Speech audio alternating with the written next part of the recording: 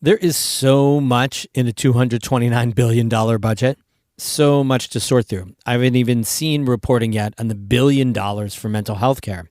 There's a lot for clean energy and agriculture, although farms are upset about the rising minimum wage.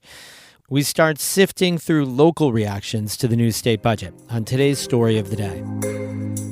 Support for Story of the Day comes from CCOM Credit Union, serving the financial needs of people throughout northern New York and Vermont, in person, online at ccom.org, and on your smartphone. And from the Lake Harris Lodge, celebrating Cinco de Mayo this Friday with a Mexican-themed menu and live music from Michelle Howland and Tyler Peter. Details at thelakeharrislodge.com. Hey, I'm David Sommerstein. It's Thursday. May the 4th be with you. Adirondack lawmakers and advocates are applauding the new state budget. It sets aside more than $100 million specifically for projects in the park. It also includes $400 million for environmental protection across New York State. Emily Russell has the details. The $229 billion state budget is the biggest in history, and it makes big investments in the Adirondacks. Tiffany Ray Fisher leads the Adirondack Diversity Initiative, which got a boost in the budget, bringing its funding up to $420,000.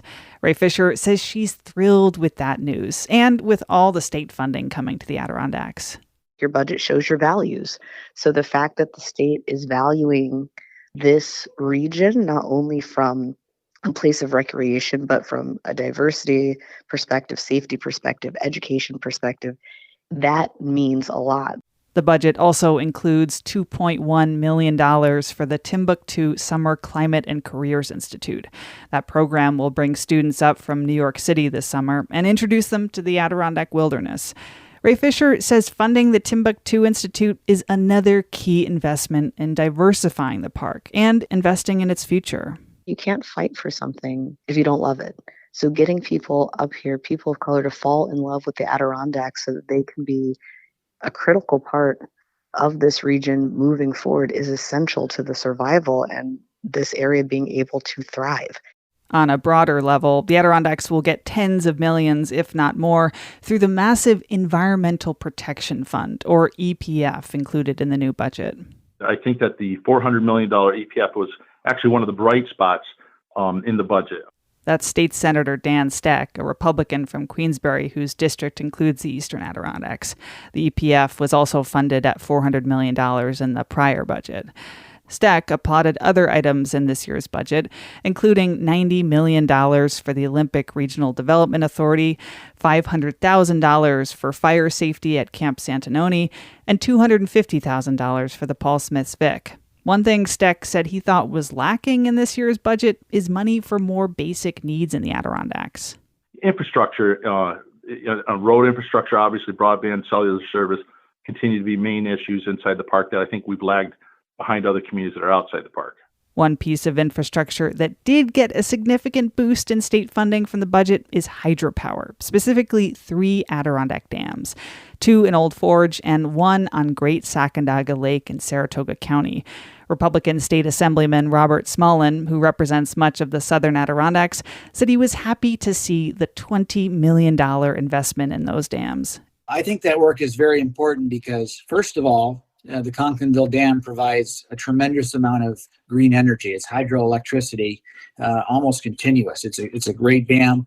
But secondly, I would note is that we're closing in on having those facilities there for almost 100 years. So Smolin says it's time to update those dams, especially with the state's climate goal of net zero emissions by 2050.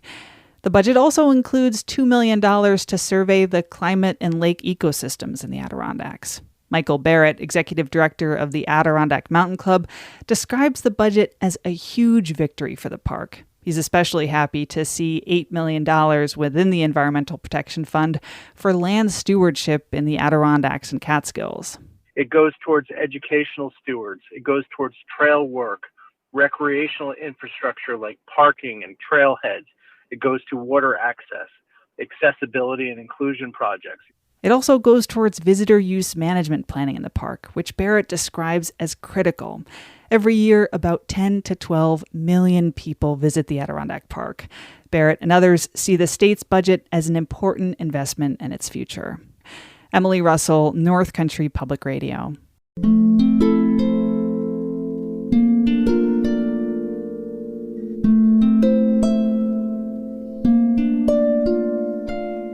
Republican lawmakers who are in the minority in Albany decried this year's budget as a runaway spending plan that will ultimately hurt New York State. In my 11 years in Albany, this was without a doubt certainly the latest budget I've seen. It's the latest budget in 13 years, but it was also the worst budget. State Senator Dan Steck voted against all 10 budget bills. He told Champlain Valley reporter Kara Chapman the budget has grown by tens of billions of dollars over the last 5 years, and he doesn't think that level of spending can continue.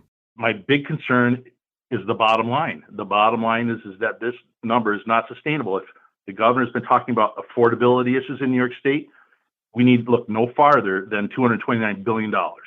Can you talk a bit more about that? How will this budget affect the state's fiscal position? Well, I mean, look, we've got, first of all, the amount of borrowing that the state has is tremendous. You're looking at much more than $50 billion of debt that the state has. And in fact, most of that state debt is non-voter approved. The voters are supposed to, according to the Constitution, approve all of state debt. And only a tiny fraction of it is actually approved by voters, including last year, on Election Day, people who had an opportunity to vote on the Environmental Bond Act. But the vast majority of state borrowing is done through backdoor means, through authorities and whatnot. So we have a tremendous amount of debt behind us. But at the end of the day, people are going to have to pay.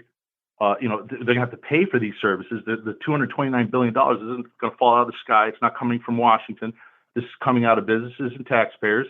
And again, we've seen the numbers in the last several years. Hundreds of thousands of New Yorkers have fled New York to pursue dreams, whether it's of financial freedoms or economic freedom or personal freedom. They're going to other states. We've lost more people than any other state has, and it's not because of the weather. It's because of the economic climate. And this, I think, will only exacerbate that trend. I think that you're going to see more and more people leave the state because they're not going to want to pay for this. The budget can be a bit of a policy vehicle. So I'm wondering, do you think the changes made to bail reform this time around and giving judges more discretion to set bail is enough? The changes that are purported in this budget are really laughable. I mean, I think it's a fair comparison to call it window dressing, and certainly not worth delaying the budget a month. It's been reported widely for the past month that the main issue that was holding up the budget was the negotiation on bail reform. Governor Hochul had a very modest proposal to give judges an increased amount of flexibility to consider things in a bail decision. And where we landed, the New York State will continue to be the only state in the nation that judges can't use dangerousness in their bail decisions. The only thing, according to state law, that judges are supposed to consider when deciding on bail is whether or not the person's a flight risk. It's their likelihood to return to court. It has nothing to do with the seriousness of the crime or the likelihood of conviction or the dangerousness of the person. 49 other states, the judges can factor in dangerousness. And in this budget, all we did was we replaced the words least restrictive means with new words that mean least restrictive means. I know that there's been a lot of back and forth with, people pointing to studies saying bail reform isn't what's contributing to higher crime, that it could have been the pandemic. We're seeing this across the country. So what evidence do you and other Republicans point to that, bail reform needs to be changed? Or I know you're for repealing it as well, that's what's needed here. Well, crime is up. There's no question that crime is up in New York State. And the argument that, crime is up in other states does not justify that. We've done nothing. We've taken no proactive measures to improve criminal justice. We've only coddled criminals in every step of the way in the last 5 years under one-party rule to make it easier on criminals. One big part of Hochul's original executive budget proposal that was nixed in the finalized budget was the housing compact to create 800,000 more housing units over the next several years. Affordable housing is a crisis in the North Country and elsewhere in the state. So what do you think should be done to address that? Economics 101. They're treating symptoms here, and the root cause is that we have the affordability problem is because it's expensive to construct in New York State. It's a supply and demand issue It isn't we're just going to mandate that somebody build these things. They're not going to build them and lose money. That was North Country State Senator Dan Stack speaking with Champlain Valley reporter Kara Chapman. We have more news and analysis about the budget and so much more on our website, ncpr.org. Music today by Danny Thomas of Canton and Martha Gallagher of Keene. I'm David Summerstein, North Country Public Radio.